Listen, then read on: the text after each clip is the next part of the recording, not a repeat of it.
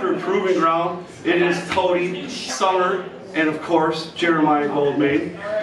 What a night tonight, let me tell you what. We had 3 Proving Ground matches. We had a high-scoring team, a low-scoring team, and then we had a few in between. Yeah, we did. But we had a high-scoring team, Cody.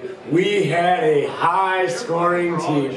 Your winners, episode 3, your boys, Gator Kai.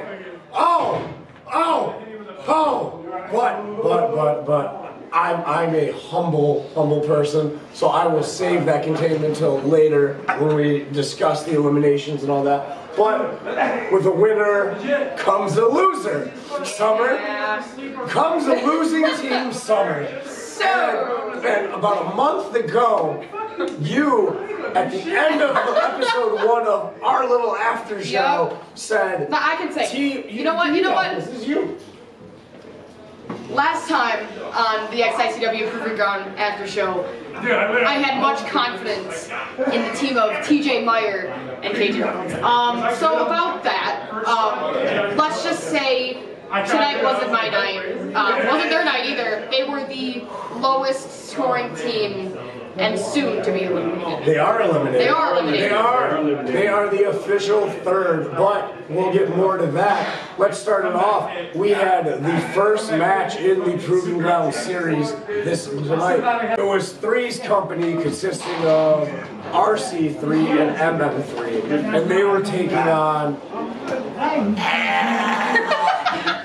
special shout out, Extreme Intense Champion Tommy Vendetta. Anything can happen after show. Oh yeah. What? It was the team of Three's Company, MM3, RC3, taking on the team of Young and Reckless, KJ and TJ. The Lost Souls. Yeah, and I'm not exactly sure what happened with KJ and TJ, but something was off tonight, and you definitely could see it, and I think that's the atmosphere. The atmosphere that was there the last time when they were a high-scoring team wasn't there this time. I think. And it was like, I'm not gonna lie to you, this was a harder crowd than normal, right? Yes. Like the crowd tonight, like the entire show, right? Like you had to earn it. If you wanted noise, you weren't gonna get it just by doing the normal. And you know, as someone who was in the crowd for tonight's show, it was tough. It was a very tough crowd. Tonight, it was a quiet crowd, and I was like, this is gonna be tough for judging. A lot of this is fan interaction and fan reaction. So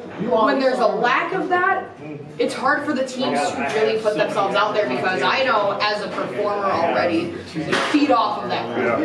And I know, at least from someone who's been watching KJ alone, something was off tonight. A lot of, one of my favorites, 100%. And the thing about it is, a lot of his normal, like I'll just say out like his springboard spots, his bigger spots, his big moves weren't hitting tonight like they usually do, and the crowd wasn't into it. And I think that showed in the scores tonight. He said something about, when I spoke to him, and we're going to go to that here shortly, but when I spoke to him, he talked, or when Jeremiah spoke to him, I'm sorry, he had some injuries, some issues. Bro, you see him wrestling, man. That kid is a reckless cannonball, just being shot anywhere. There was muscle tape on his back, I believe, 2 black big strands of tape. Wrestled the entire match. That's not, I guess, muscle tape. That's like that's a rehabilitation. Yeah. That's the stretch your muscles so that it stretches the skin so that your muscles get like the maximum security or something. I don't know. I don't work out. I just look great naturally. With that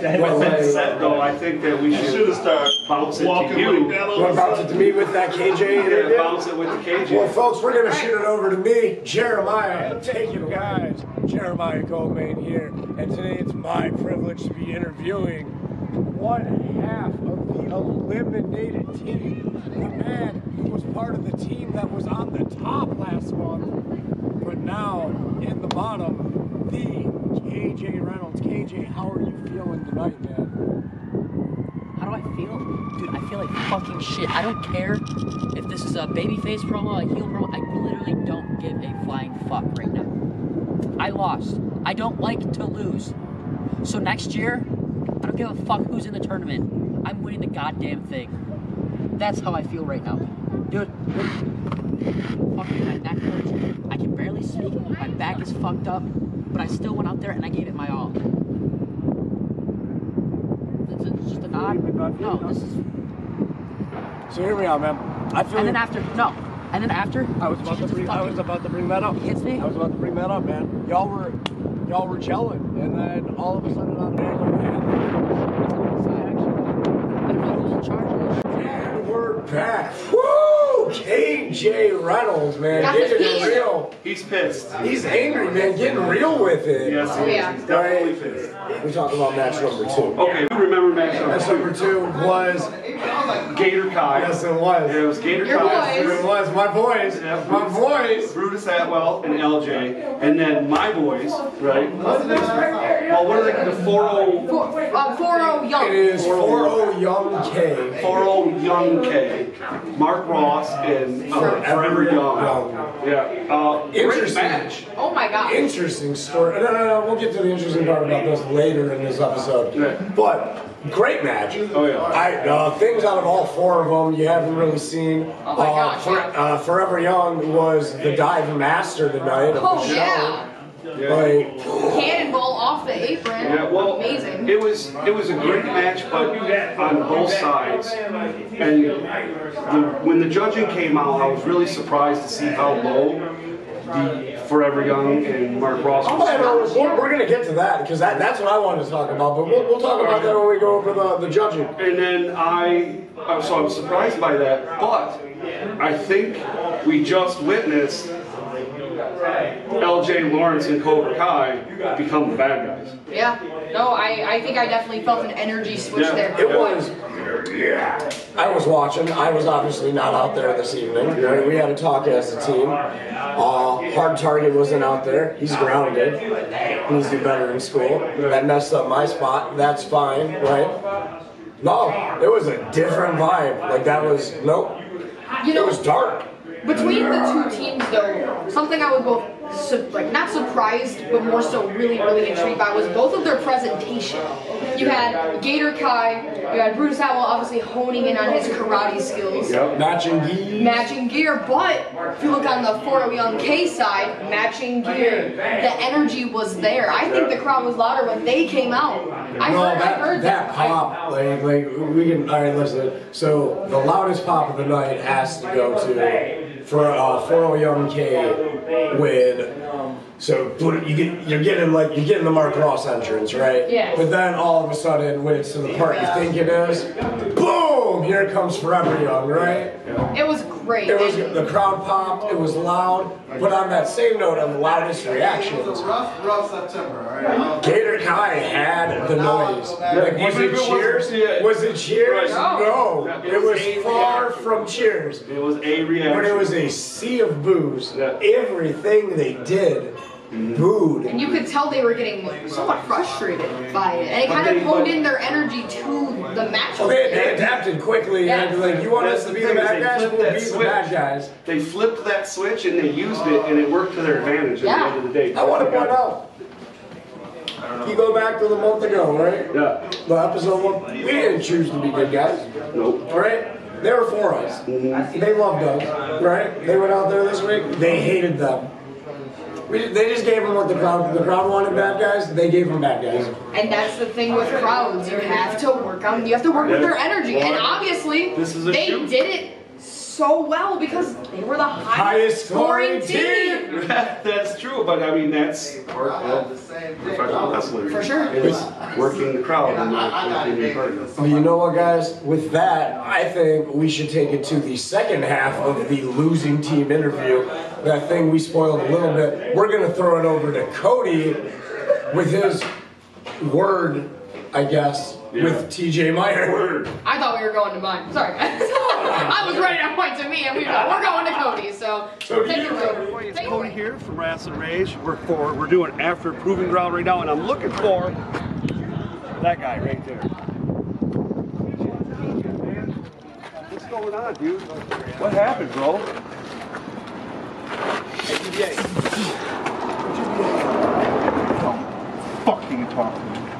I worked too long and too fucking hard for it to end that way. You want to know what my thoughts are, Cody? You really fucking want to know? Yeah. Just wait till November.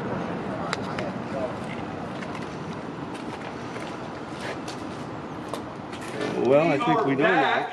Now we're going to talk about... How's your neck? How you feeling? You good? Steel straight to You the do neck. got like a little bit of red there still. Oh, yeah. Okay, well, and yeah, it wasn't fun, but regardless, he's not happy, he's pissed, and we're gonna be able to watch those two go at it on the 20th of November. Per tradition! I was gonna say, they both had really strong words about each other as well, let's not forget.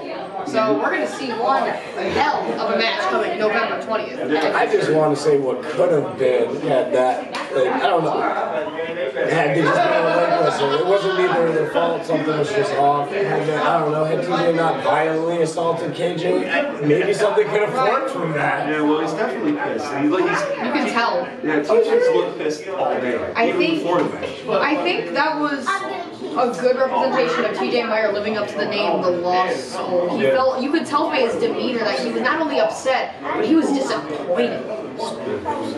Now, but then tonight it was a special night because normally you get 4 teams going at it, two matches, right? But we had a cool number, the 6 number, right? And one team having a night off is fine, but 2 teams getting a night off, not in Proving Ground. No. So we had a 3rd round this evening, and it took Aaron Orion with Jimmy Gray. What do they call themselves? I missed the name. Yeah, it's alright. But I feel bad. We'll add that in a blinky thing once we have it. Here's the name! Taking on the team of the War Boy, Dre Jacobs, with Black Platinum Marcus Porter, better known now as Platinum Wasteland. interesting. I like that. Platinum Wasteland. That's a good one. They look good. They do. They look like a tag team. And that's really good. He had his little Dre Halloween costume on. Oh yeah. I was gonna say, you saw Marcus come out with a lot of, Dre's gear. You had a gas mask. You had the leather jacket. They looked great. They had the singlet. Like you had the singlet. They looked like the definition of the words Platinum Wasteland. Yeah. They did amazing with their presentation. Right. Now and then you had, hold on. Then you had Aaron and Jimmy. And I love this team. It's a throw together team. It is. It's literally. I love it because Aaron was the last pick in his original pick for this season. Got the last pick on his new pick in this season. But they are how do the words? You know what? This is the after show. We don't got to be nice, right? Aaron Orion is the master of taking chicken shit and giving you chicken salad. All right, and that is no offense to Dickie Watts or Jimmy Gray or DTA, but like my man takes stuff that nobody thinks has a shot, and he leads it to the promised land. Oh yeah. Right, and today was no different. They were good, I'm gonna boot, they were great. The War Boy and a lot of synergy there, right? But we can't let all that flashy aggressiveness overshadow the teamwork that Jimmy and Aaron had, because it's going to, because they're big beefy boys just doing big beefy boy stuff, right? But Aaron, they were technically sound. They had teamwork to a T, right? they had some great moves, sets that allowed Aaron to use Jimmy as a weapon. But I hate to play the devil's advocate. I think the Platinum Wasteland completely murdered them in presentations. I think with their entrance, with their look, with their demeanor. Jimmy was wearing the cut-off army shorts of Dickie Watts, all right? And fight me on that if it's not true, but that's true, all right? I'm just saying, was the presentation on Team Aaron Orion can do it again the best? No, but they both looked equally bummy. Yeah. Right? They looked like they were bums together. They literally just got done watching Sunday Night Football and then had to wrestle. That was the fit. But you know what? I approve it. Are not the opinions of Cody Fleming or Rasslin Rage LLC. We need a disclaimer on the screen. All opinions are our own. If I'm I'm saying it, other people are thinking it. Okay. All right, that's facts. One thing I do want to talk about with this proving ground, we talked about it a little bit with the different set, like the different feeling and vibe that The happened. dynamic of tonight. This is not the Hot Rock. It was different It's a different tonight than it crowd. was Yes. last time, and this is something that the teams are going to have to learn how to do, because this is potentially going to happen again. Right. Where you're potentially going to get a crowd that might not be that crowd, right? And you know, coming from someone who, the Hot Rock was my spot. Like growing up, getting into this business and getting into the wrestling world, I felt those crowds, even from a younger age. But now, we're in a new spot, new day and age, new crowd, new people, new faces. But I don't think that's a bad thing for the teams. No. No, because I think it's going to make them better. It's going to make them better, but also once they adapt, they're going to come out as completely different performers, I believe. Oh, I think once they adapt and they realize, like, oh, I need to work to get this reaction. I need to make sure I am getting that crowd's attention. I am dragging them in and keeping them there.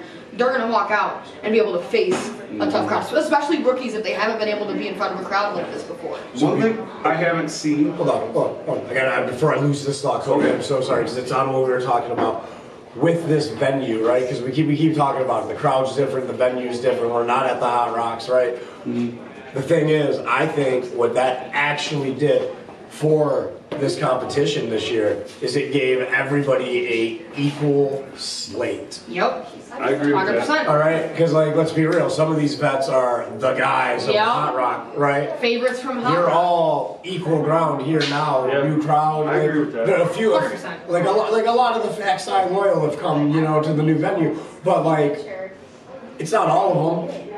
Right, and there's a whole lot of new faces out here, and they're making their choices now on who are theirs based on this season Who are their alone. guys? Who are On their this stars season. that they will look at and root on every time they see them? And who are those people that they will run into the ground every time they exit that curtain? Sorry, Cody, I didn't mean to interrupt. No, you, you're man. fine. No, the one thing that I've seen in past proving grounds that I'm not seeing this proving ground so far is the use of social media. Not from XICW side of it. One team in this month, in between episodes 2 and 3, man. And I know who it is. Oh yeah, one promo. One team. Yeah. One team. One team. And One. they scored the And they highest. scored the highest because And they let me were guess who they number were. one. Your boys. My boys. Gator Kai. Gator Kai. Gator Kai, thank you. Okay, for sure. Well, I feel like that is something that a lot of people are missing out on, because isn't that, again, it's a shoot contest and it's a fan interaction. And if you can pull people in from outside to come in to support you, that is going to be the Your big points. difference. Yeah, Your points because will go those up. people are going to be there for you. This season, there's 4 judges, right? There's 4 assigned judges, right? 3 of them are set, 1 switches, right? The guest judge spot. But there's always the 4th judge, or this year, the 5th judge, if you will, right? Like, this is like a football reference, right? Like Seattle, the 12th man, right? The crowd is the 12th man. So the 12th man, there's 11 people on a football field, Summer, but the crowd is the 12th. They're the 12th man, right? They're the ones, they're that extra edge at the home team, you know what I mean? Yeah. And if you ain't getting these people to be your own team, you ain't getting these people. I mean, Gator Kai didn't necessarily become best friends tonight with that crowd, but they definitely became their most talked about neighbor. And you know, with the use of social media, there is a lot of team dynamics in here that I think could really benefit from putting out stuff like that. I would like, love to hey, see- here's our team. Unlikely, yes, but if you want to see this team in action, here's what we are, here's our dynamic, here's our name, come see us and support us. There's nothing like that happening, and that's, I think, one of the biggest reasons I agree. why the fans aren't really into it, because they haven't had a chance to see it from an outside of the ring perspective. I agree with you, Miss Summer, but you know what we should do? We should toss it back to you, Summer. To me! On the It's scenes, me! interviewing tonight's winners, my boys, Gator Kai. You're not gonna believe it. I got to talk to Gator Kai. The guys, his boys, highest ranked team tonight. I did it. Take it away, you handsome. Thank you guys so much. Now, my name is Summer Rawson. I am here with the highest scoring team tonight from Proving Ground. Guys, you guys were the highest scoring team. How's that make you guys feel going into the rest of this competition? It makes us feel like we did everything right tonight. And nothing's better when we win. I really love celebrating with my vet. But nothing beats seeing all those other guys get upset when they get closer and closer to getting eliminated. That was awesome. Oh yeah, I bet definitely. Emotions were high amongst all of the teams tonight. Was there anything you guys pulled out new today that you guys thought really elevated your guys' success, or are we going to keep that under lock and key? It's no secret. Everybody knows what they're supposed to do. It's on you to actually go out and do it. It's not our fault if you don't do it, but it is our fault if we do it, and that showed today. Right. Did we whip anything out? If you didn't catch the video, I've been training long and hard in the swamp with my sensei, hitting the bags, hitting the trees, and it's intense. And I think I'm ready to show my sensei a little way of the swamp. Oh yeah, and tensions were high tonight. With these two coming out on top, is there any message you guys want to put out to your opponents, maybe the next Proving Ground, or the message that you might want to put out if you guys were able to win all of this? Keep watching and watch out. And Gator Kai never dies. Back to you guys. Thank you, you handsome son of a gun. I'm so sold on that. She is going to be so good. I can't She's wait. going to be fantastic. I was actually talking about it earlier today, so. Hopefully she can be my rookie one day. There you go. That'd be a good time. Well, I mean, I think that's all we have for this. No, it's not because Cody, 3 match. I know it's normally this is where like we'd be done, dog. We did 3 interviews, we throw it to us, we make some jokes, and we go home. Right. But remember, tonight was a special episode because we had 3 matches. Yeah. So there's now a 4th segment we have to talk about because it's everybody's favorite part, the judging. Oh yeah, baby. Okay, so is it okay? What about Cody? So remember at the end of every Proving Ground, right? Like they all compete, and then we give out scores. We decide winners and we decide losers, right? Yeah. Right, and this is the part where we go, Gator Kai was #1 tonight, 120 something billion points. They blew away everybody. I'm just saying, right? Followed by some other teams not getting eliminated. But then you go to what I did want to talk about earlier, and you wanted to talk about, right? So you get down to 2. There's 2 teams now biting their nails, about to go home, right? Yeah. We already obviously know who one is because spoilers, Young and Reckless is gone. But that second team at the bottom, and this, like, normally I wouldn't emphasize this much, right? Like I'm an asshole, but I ain't like this big of an asshole. But this is big. This is big for our show. This is the kind of news we seek. 4-0 Young K was in the bottom 2. 4-0 Young K, the investment plan almost closed and bankrupt tonight. Mark Ross has never been this close to being eliminated in his entire Proving Ground career. And tonight, it almost ended episode 3. I don't get it. I don't really understand. I thought they would at least be in the first 2 or 3. It could be because I'm biased, but See, okay, I'm coming from a standpoint that at least every time I come to Proving Ground, I have my favorites. As you guys knew, my first pick got eliminated today. But I try to come in with a complete open mind. I try to look at it for what tonight is, not what happened last time.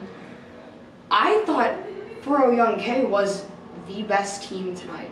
I thought they had that spark, that interaction of the crowd. The crowd was on their side, you know? Top of the night. I said it earlier, man. Top of the night. To watch Forever Young as someone who was given the, oh my gosh, amazing Forever Young tripod to record this segment. I was sitting there and I'm watching Forever Young's face slowly get more and more confused as their name is not being called. Right. And you can see it, both a mix of frustration, confusion, and fear.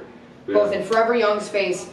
Oh yeah, dude. Especially from Mark Ross's point of view, how long he's been doing this. Well, this means a lot to him. You could see it. This means a lot to him. Like this, like he's thinking about it. Like he's really put a lot of thought into this season and being involved into it. So, you know, it's very emotional for him. For sure. Cody, I talked to Mark, man. You know what I mean? Like you talk to him, like we talk on personal levels. Right. You know what I mean? Like this is the most, like the hands down, the most important thing in wrestling in Mark's life wrestling career, if you will, right? Like, yeah, like, does he have the dreams, the signage, all that? Sure, right? Who doesn't? But like, in reality, if you ask him, as an interview, as just a person on the street, man, what is the greatest accomplishment in your wrestling career, man? It is never being eliminated in Proving Ground. He is the king of Proving Ground. And tonight, he almost lost Proving Ground. Right. Now, well, he wants it. He wants it bad. Coming from someone who booed Mark Ross for 6 years of my life, and I'm saying this honestly, I have watched him go through every phase, every venue. I've seen it.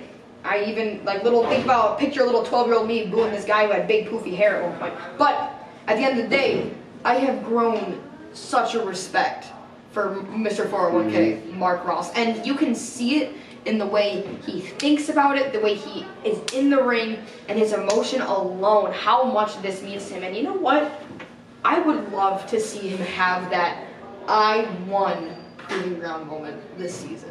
Well, so since my last first pick, I would love to see him get that second place, oh my God, I almost got it moment, right? Because obviously that moment can't happen because Gator Kai is winning Proving Ground. But at the end of the day, as you guys know, I confidently spoke Young and Reckless. You did. But are you going to put a target up now on Forever Young K? Are you saying they are now the team to beat in this competition? Because obviously the last time you did this, the last time you did this, the guys to beat is Gator Kai. Oh, no! The Rawson curse is in the air. Is in the air now. We'll see what happens next time on XICW Proving Ground.